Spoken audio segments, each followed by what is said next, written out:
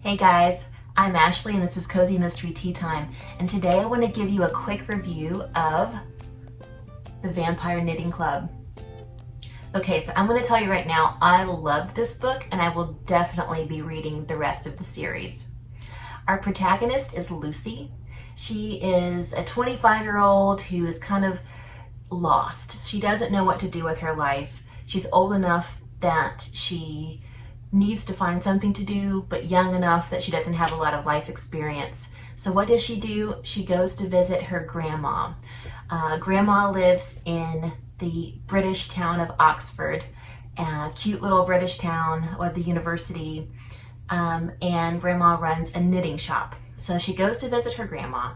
When she gets there, she finds out that her grandma has been murdered.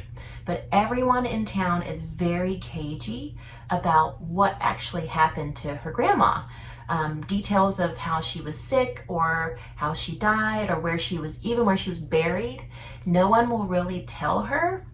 And so she starts to suspect that something happened, something that was not kosher.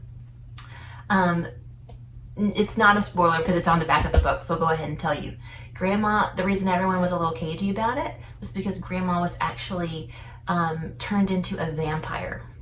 And it turns out that under this knitting shop is a vampire lair where all of these vampires live during the day and then come out at night.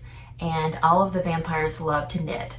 So Lucy becomes a part of that world. These vampires become her friends, and she sets out to find out who murdered her grandma, because the vampires don't know. I loved this book for several reasons. One, nothing is cuter than a bunch of vampire grandmas that knit you sweaters and in an adorable English town.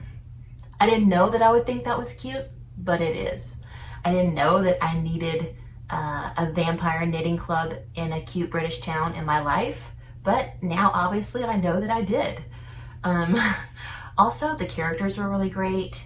There are a lot of plot twists, and clearly, like I've only read the first book, so I don't know for sure, but there are clearly several things that were kind of planted, kind of mysteries in this first book that are going to be carried through the other books, so I'm interested to see how those plot twists work out. And it was just a well-written story. It's fast-paced, it's easy to read, and I will definitely be reading the next. Well, that's all from me today. Have you read this book? Let me know in the comments. See you guys.